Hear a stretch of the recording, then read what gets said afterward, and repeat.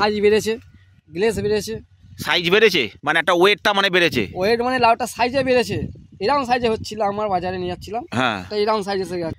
প্রচুর পরিবর্তন এসেছে গাছটার মধ্যে, অসংখ্য ডগ ছেড়েছে গাছটায়। আচ্ছা, আর আপনার প্রত্যেকটা ডগ মানে ডগের মতনই বেশ লাগাচ্ছে। আগে বেশ ডগগুলো একটা কেমন ধরনের লাগছিল, এখন ডগটা পুরো চেঞ্জ হয়ে। আর ফুল জালি প্রচুর বেড়েছে। দেখতেই পাচ্ছেন আজকে চলে এসেছি খুব সুন্দর একটা খেতে। এখানে দেখতে পাচ্ছেন লাউ গাছ, পাশে অবশ্য এখানে আলু কাজ চলছে, আলু জমিতে। তো এটা হুগলি জেলার একটা খুব সুন্দর গ্রাম, ব্লক হচ্ছে পোলবা।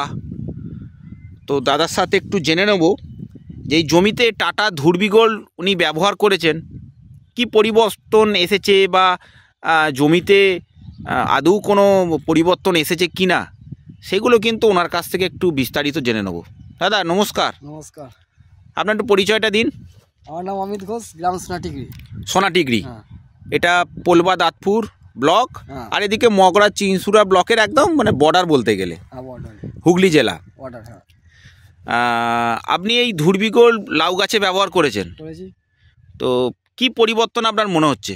প্রচুর পরিবর্তন এসেছে গাছটার মধ্যে, অসংখ্য ডগ ছেড়েছে গাছটায়। আচ্ছা, আর আপনার প্রত্যেকটা ডগ মানে ডগের মতনই বেশ লাগাচ্ছে। আগে বেশ ডগগুলো একটা কেমন ধরনের লাগছিল, এখন ডগটা পুরো চেঞ্জ হয়ে গেছে। মানে ডগ খুব ভালো আসছে, পরিষ্কার ডগ আছে একদম, আর অজস্র ডগ আছে গাছটার মধ্যে। আর ফুল জালি প্রচুর বেড়েছে। আচ্ছা, এখানে যে ফসল যেটা এসেছে মানে যে লাউটা তুলেছেন, তার কি কোনো পরিবর্তন এসেছে? লাউয়ের সাইজ বেড়েছে, গ্লেজ বেড়েছে। সাইজ বেড়েছে মানে একটা ওয়েটটা মানে বেড়েছে, ওয়েট মানে লাউটা সাইজে বেড়েছে। এরকম সাইজে হচ্ছিল, আমার বাজারে নিয়ে যাচ্ছিলাম, হ্যাঁ, তো এরকম সাইজ এসে গেছে।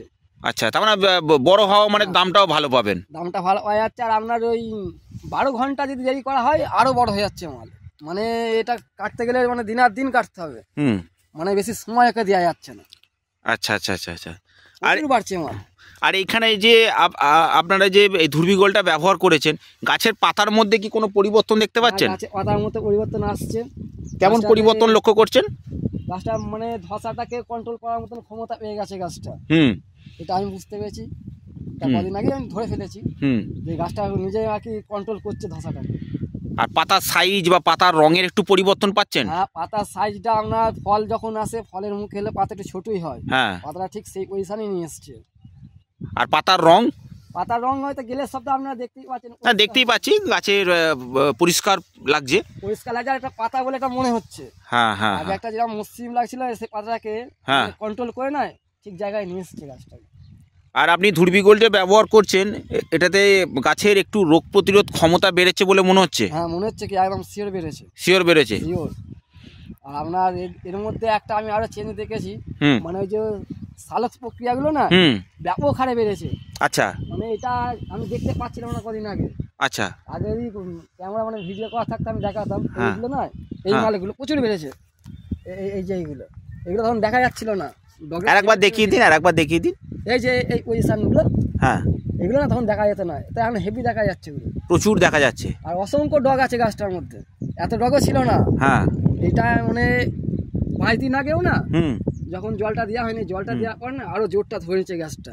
ধুরবিগোলটা দেওয়া মানে 15 দিন তো হয়েছে, এই 5 দিন হয়েছে জল দিয়েছি আমি।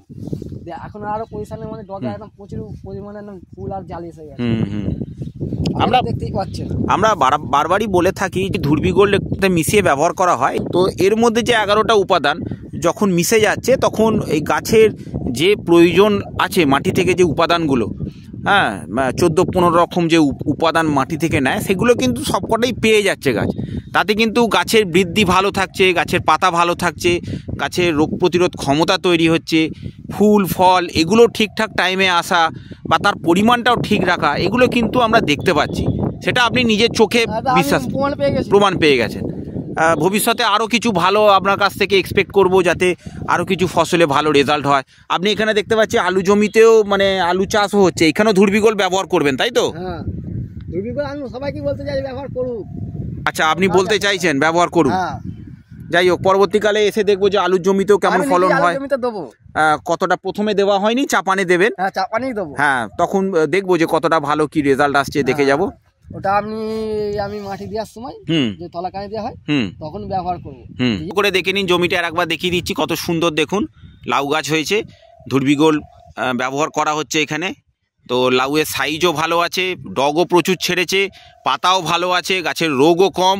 আপনি ধুর্বিগোল মেশান, গাছ ভালো থাকবে, গাছের ফলন ভালো আসবে, গাছের রোগ কম থাকবে, পাতা ভালো থাকবে, সব দিক থেকে ভালো থাকবে এবং মাটিটাও ভালো থাকবে। এত উপাদান যখন মাটিতে আমরা দেওয়া হচ্ছে, সুন্দর কাজ হয়েছে। তো দাদাকে অসংখ্য ধন্যবাদ আজকে এই সময় দেওয়ার জন্য। পরবর্তীকালে আবার আসবো, কিছু ভিডিও আপনার কাছ থেকে করা হবে।